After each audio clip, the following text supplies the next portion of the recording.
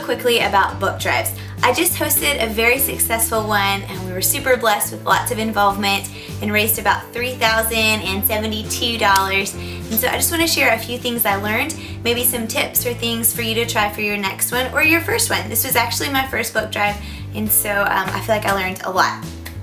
Okay, so you want to pick an organization that you have some sort of personal connection with. For me, this was a homeless shelter where my husband works, and we've both been involved for about a decade. And so I'm very closely related and know several people on staff, which I think did help with its success, but it doesn't mean you have to know everybody who works at the organization you choose. But I would have something that you can speak from your heart about, whether it's a hospital that your child was in, or an organization or a ministry or something that you're closely tied to and closely connected to that you can actually show your passion for. So that would be my first tip. And then who do you contact? And so I contacted lots of people. I sent out a group email when I was first thinking about doing this. I started about a month and a half in advance, and I emailed like a group of 9 people, I think was who it all ended up being. I talked with their development director, so this is someone who's in charge of fundraising. I talked to their donations coordinator, who helps receive anything that's brought into the organization. I talked with their communications and media director. They have an intern who does their social media, and so I looped her in on it. And then I talked to the heads of the programs that would actually benefit from the books. And so there were several people involved with this program. And what that did is it gave everybody a little bit of ownership, because I worked with the people in the organization who were going to be receiving these books, and I asked them, how do you want these books to be used? And so it wasn't me saying, I'm going to pick out 15 books for your organization or whatever. It was, how can this gift and these books do what you need them to do? And so these people were really invested because they got to think through how they wanted to use this blessing. And so it really gave them ownership. So I think that in part helped them be successful, because they really wanted this drive to succeed, because it was a part of now their program that they'd come up with. So in doing so, what I wanted to do is think through a way to share the organization story, not just about Usborne Books and More, not about me, but about this organization, because at the end of the day, that's what it was about for me, is to really spotlight this organization and help them raise money for their programs. So how I thought the best way to do this would be through a promotional video. Now, you may not have like crazy awesome camera equipment, or maybe you just have a phone, or that's okay, maybe you don't even like to be on camera and you just want to do a written thing. I think that's totally fine, but I think it's really important that you share this organization's story and your story, like why you're connected and what you're doing. I honestly think video is the best way to do that, even if it's just a live video on Facebook or that you use with your phone, or maybe you record something on your phone.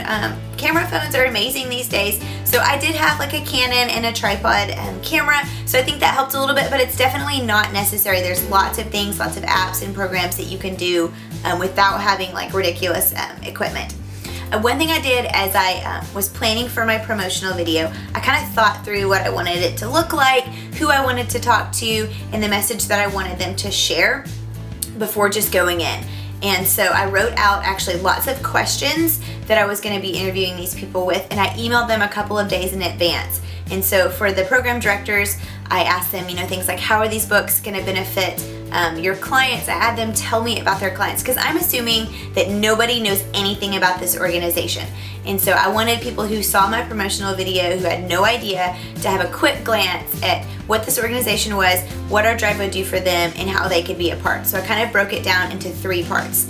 And so I recommend doing that. I recommend thinking through what it is that you want your viewer to learn as they're watching this short 3 to 5 minute video. I would not make it any longer than about 4.5 minutes, because then you lose people. So they had their questions, and then when I went in, I scheduled a time to meet with them individually and brought all my camera stuff, or bring your phone, and I handed them the questions and said, here are the questions that we're going to be talking through. Do you want to talk through them? Do you want to take just a minute? And then I explained to them again what I wanted them to say, and basically like that 3 thing that I wanted them to explain the organization, explain the program and how it would use the books, and then like compel people to want to be involved. So I kind of led the interview and led the direction. And then I just affirmed to them that this was going to be edited. They could mess up as many times. So it really helped them to feel comfortable on camera. So if you're doing it live, maybe practice, talking with someone or interviewing with them before you actually go live on your camera, just to help them feel really comfortable. So then I edited my video, and that part was really fun. But I wanted to create a whole campaign. So I ran my book drive for 72 hours. A lot of successful drives are 24 or 48. I just wanted to do 72. I don't know why. I just wanted to. And so I wanted to have a campaign and similar posts and graphics and a whole thing that across the 3 days that was tied together with a cool branded campaign.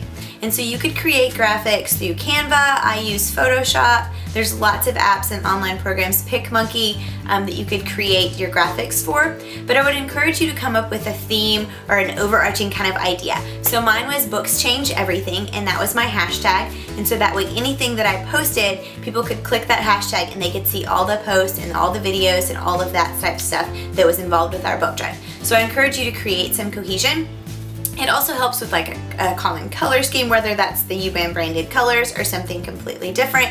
It helps people recognize that if you post 20 times, that all of these are connected and all of these are related. So I'd encourage you to think through kind of your campaign. It's exactly what marketing strategists do and advertisers do. They create some cohesion. So I created, I think, 5 promotional graphics and 5 thank yous. And I did all this in advance, about a week in advance, so that the time for my book drive, when it came, like I was ready to go.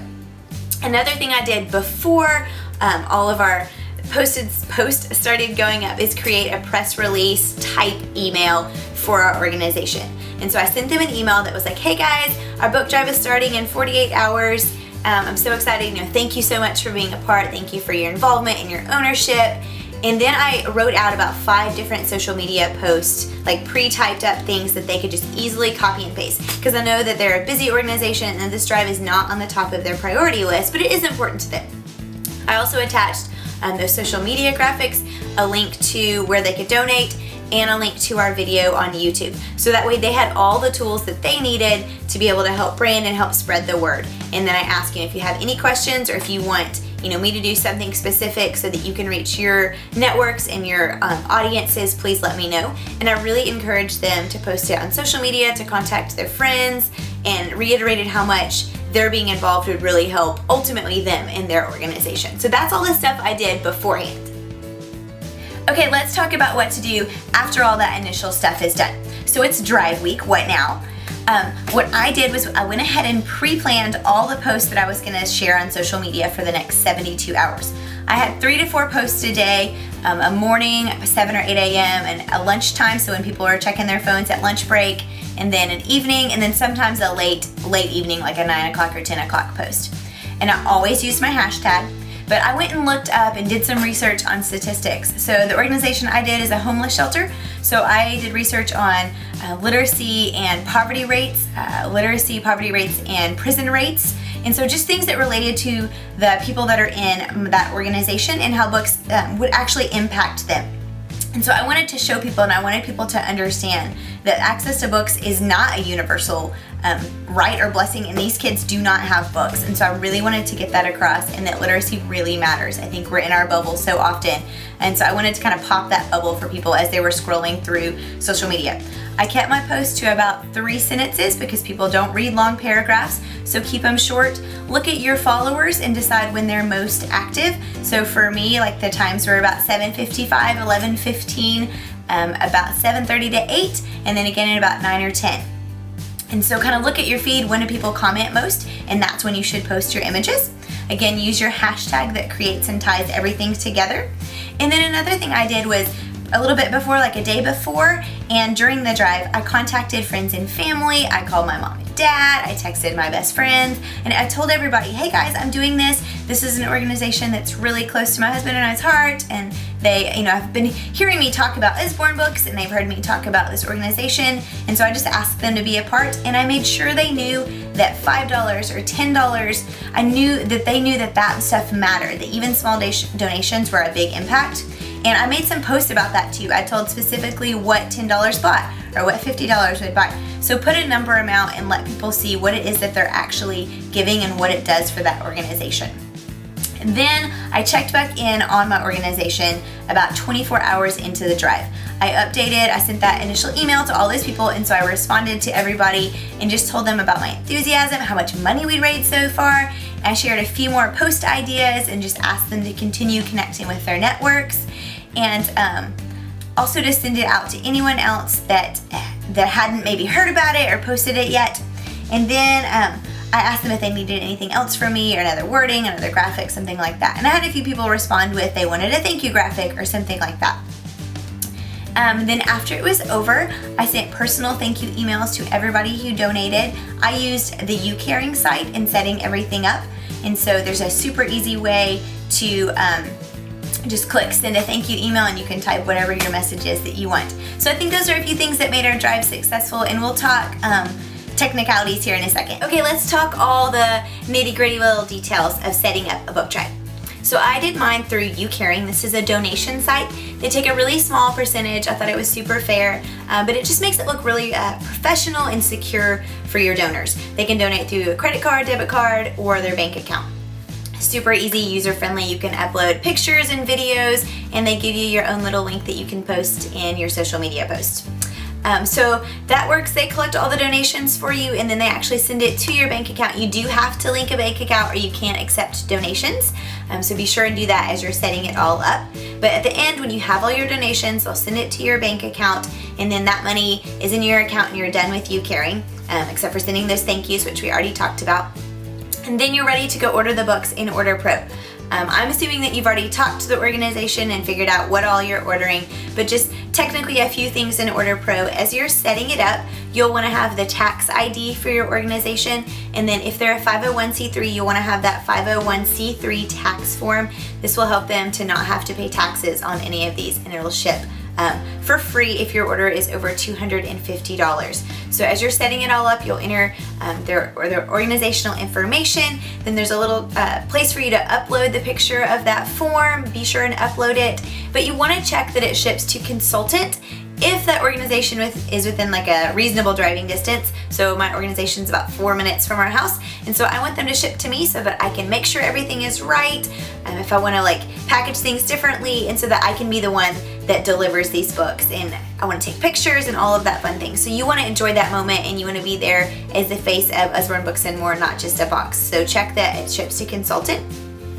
And then as you're entering the information in Order Pro, the next screen, step 2, you will want to check that it is an e-fare. So it is not a normal home party, it is an e-fare that will allow you to get that 50% match from Usborne's side of it. And this is only if your drive is up to $250. So to do an e-fare, a book fair type thing, it has to be $250. And again, it will be tax-free, tax-exempt if you have that 501c3 form attached. So as you're entering donations on step 3 for when you select the books, your full retail, those are the ones that you'll take all of your donation money. So if you raise $500 or $800 or $9,000, you will enter all of that donation money under full retail. And then your free books, that will be Usborne's matching part. So you'll kind of finagle and tweak. I like to order lots of collections and things that give you a good value for your money.